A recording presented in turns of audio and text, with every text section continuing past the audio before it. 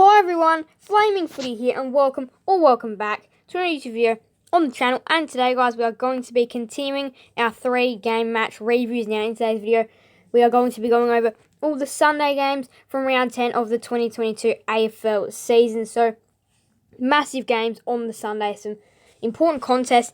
Learn a fair heap from these games as we always uncover in these 3-game match reviews. We always learn a lot. These 3 games were massive. You can see there, GWS VS West Coast, Hawthorn VS Brisbane, and Fremantle vs Collingwood. Some very massive games on the Sunday. So let's not waste any time. We'll go ahead and start with GWS versus West Coast at Giants Stadium to kick off the Sunday games.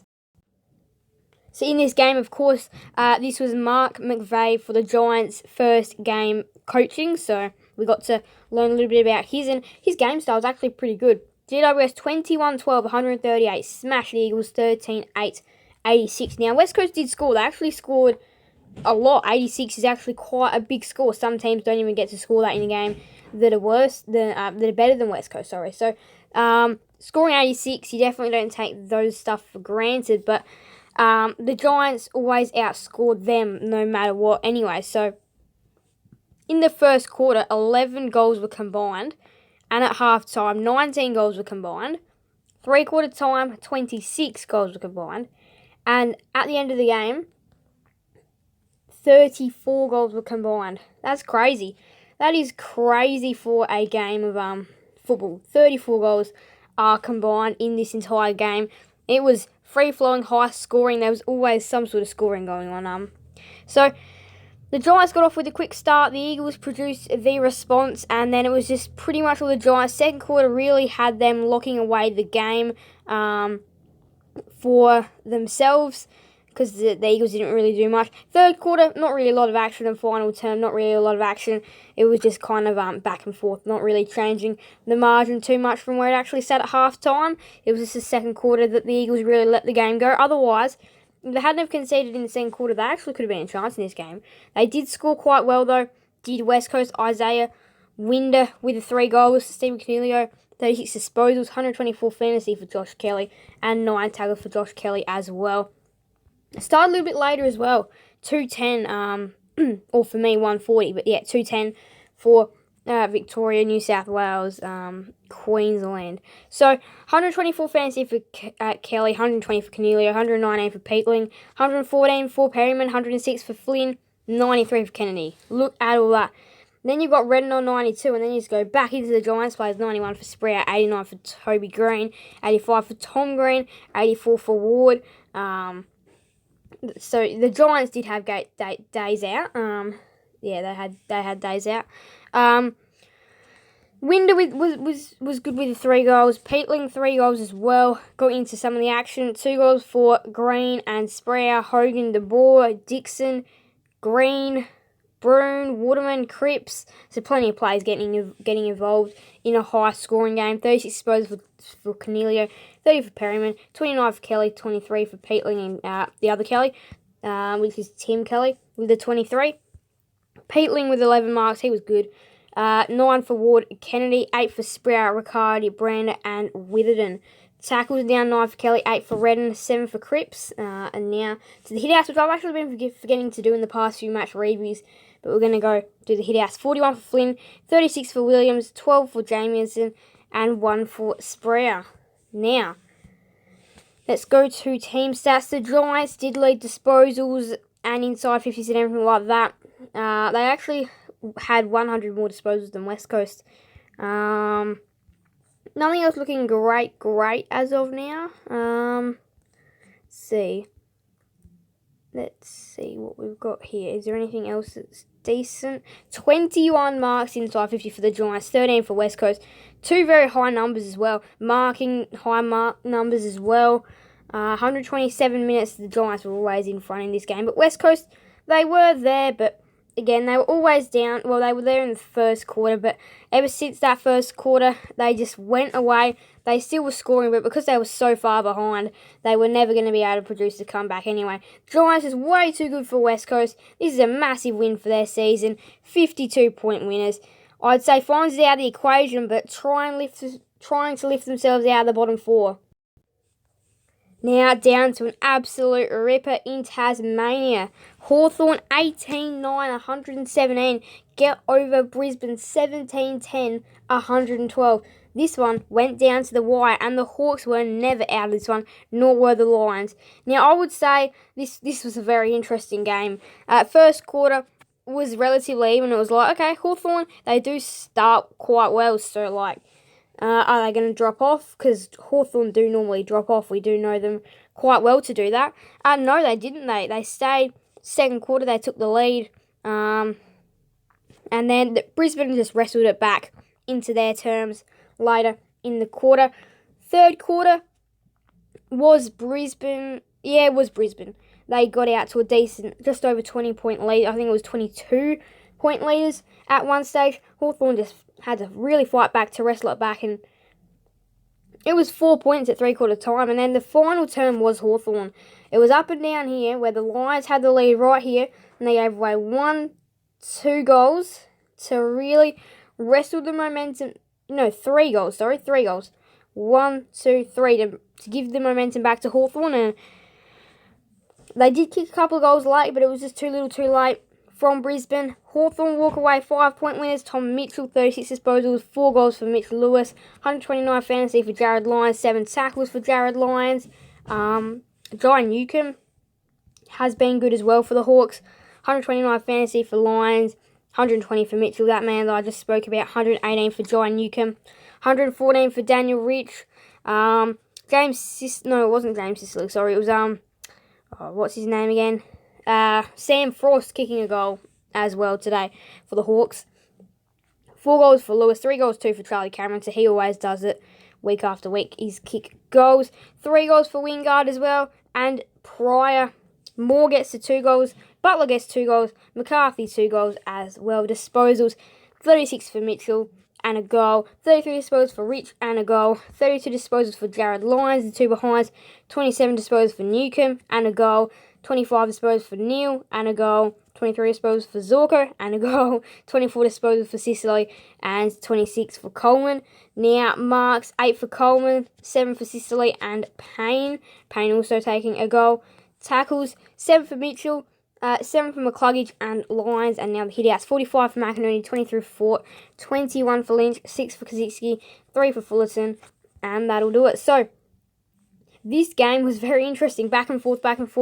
Very high-scoring footy as well, which we don't see overly a lot of now. You're more likely to see the 90s happen compared to like both teams getting in the hundreds. So this was a very high-scoring, free-flowing game. Pretty similar to GWS VS West Coast as well. But yeah, what a game of footy this one really was. And there was lots of people getting involved with the goals. Brisbane have such a wide variety. Hawthorn, they've got some good targets down forward as well. So yeah, look at the hitouts though. Brisbane smashed the Hawks. They smashed them.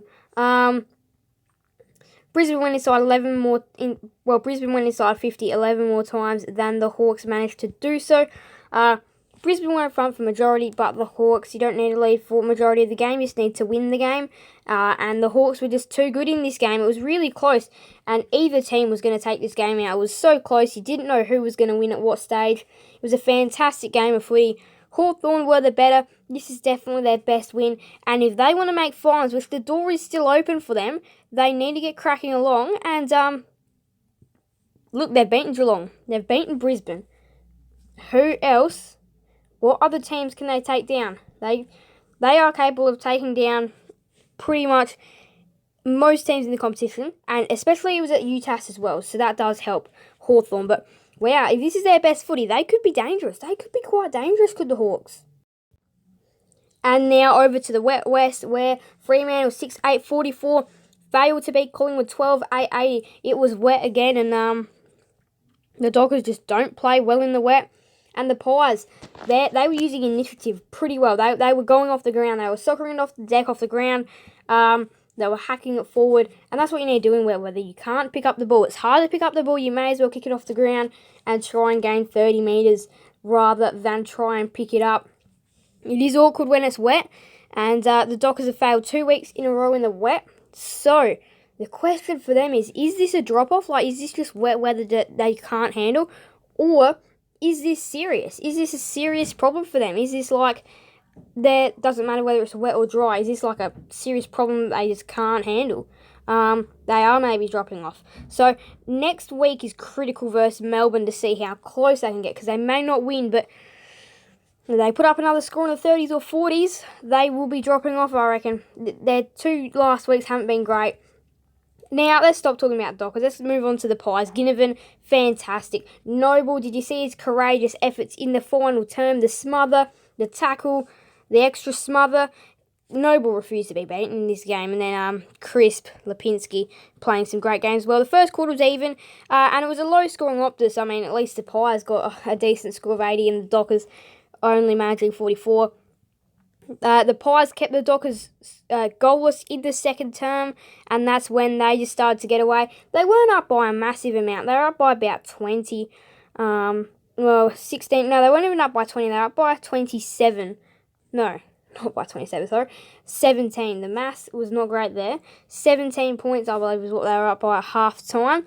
Third quarter, not overly a lot of action. The Pies did win that quarter a little bit, though, however. And then final terms, all Pies.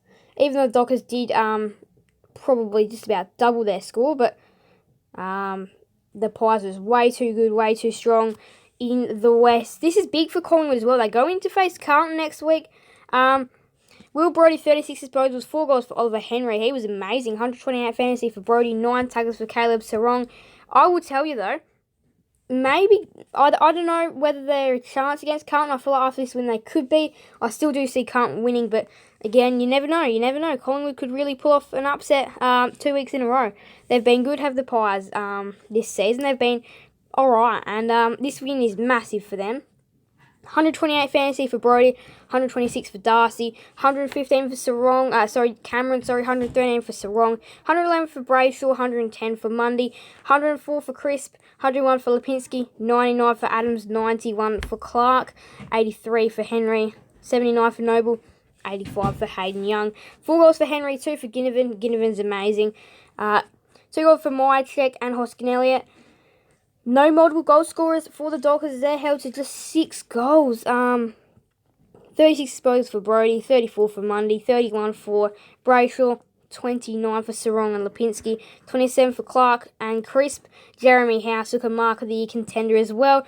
7 marks for Darcy Cameron, 6 for Logue and Brayshaw, and Young and Lipinski. Now to tackles, 9 for Sarong, Pendlebury and Adams, and 8 for the big man Darcy Cameron. 44 hit-outs for Sean Darcy, 22 for Cameron, 15 for Lobb, 9 for Cox, 2 for Brown. Now let's go into some team stats. And the Dockers were more going by hand, which when it's wet weather, sometimes it can be better just to kick it because your hands are fumbly. The Pies were inside 14 more times than the Dockers inside forward 50. Clearances were relatively even. The Dockers, though, smashed the Pies in the hit-outs. Right, is there anything else? 2 to 8 marks inside 50. The Pies were hanging on to those balls more than the Dockers. And then the Pies led for the majority of the game and were comfortable winners. And yeah, nothing else looking that great. So the Pies were just a better team against the Dockers. Does this open up problems for the Dockers? I'm not sure if it does. Wet weather 2 weeks in a row. Wait for their next non-weather footy and see how it goes. But I mean, look, they've got Melbourne and Brisbane to come. So this position that they're in is not great. Because I don't know if I don't think they'll be able to beat Melbourne and Brisbane personally. But Collingwood, 36-point winners over the Fremantle Dockers, 44 to 80. The Pies played the better brand of footy in the wet weather. So that is another round of footy that comes to an end. Carlton beat Sydney by 15 on the Friday night. Western Bulldogs got over the Suns by 19. The Cats defeated the Power by 35. The Demons got over the Kangaroos by 47. The Tigers defeated the Bombers by 32. The Saints got over the Crows by 21. And then the Giants defeated the Eagles by 52. The Hawks get over the Lions by 5. And the Pies end the round off with a big upset. defeating the Dockers by 36 points. So there we have it, round 11. Part 2 of Sir Doug Nicholls' round will be round 11. Sydney versus Richmond begins things on the Friday night. Massive game, that one. Brisbane versus GWS on the Saturday. Massive game, that one as well. What have the Giants got to offer? Geelong versus Adelaide. Cats play so well at GMHBA. And do the Crows bring the same brand of footy as they did last week, which almost upset the Saints? Melbourne versus the Dockers. What have the Dockers got left in the tank of this season? And what do the Demons have to produce up to this game, or should we say Nam? The Eagles versus the Dogs in Perth. Do the Eagles try and do what they did last week? They might even get an upset that way. Suns and the Hawks. I reckon personally that'll be game of the round. It may not sound like the two most exciting teams. You may have your choice of Sydney or Richmond or Melbourne or Dockers or Collingwood and Carlton. But no, I say Gold Coast versus Hawthorn. Game of the round, next round for me. That's what I say. Game of the round is this one. Gold Coast versus Hawthorn at TIO Stadium. St Kilda versus North. Collingwood versus Carlton. The two big rivals will be going at it. Port Adelaide versus Essendon ends off the round. Now, after round 11 as well, keep in mind the mid-season draft, 12, 13 and 14, all bye rounds as well, holding 6 games per round. The ladder now, this is going for a long time, so we're going to end it now. The ladder, oh boy, the Dockers, 28 points, very vulnerable. The Saints right on their tail. And the Cats, the Swans and the Tigers, 1 game behind them. The Dogs, the Pies, are breathing straight down Richmond's throat or Sydney's throat or Geelong's throat for that spot in the top 8, which one of these two teams, 7th versus 8th, go at it on Friday night. If Collingwood or the Western Bulldogs win, they can go ahead and take Richmond's spot, depending on percentage. Otherwise, Richmond may hold, and then the other winner will be getting close to the Dockers and the Saints. So there's massive stuff on the line. Now, I'll also go down to the bottom of the ladder as well. Obviously, we've got to respect them teams as well. 12th versus 13th goes at it as well. Gold Coast versus Hawthorn. That's a big game. Cannot wait for that one. So that is going to be it for today's video. Thank you guys all so much for watching. Make sure to leave a like and subscribe and hit that notification bell. So then you guys will never miss another video on the channel. Thank you guys all so much for watching. So bye everyone. Flaming Footy out.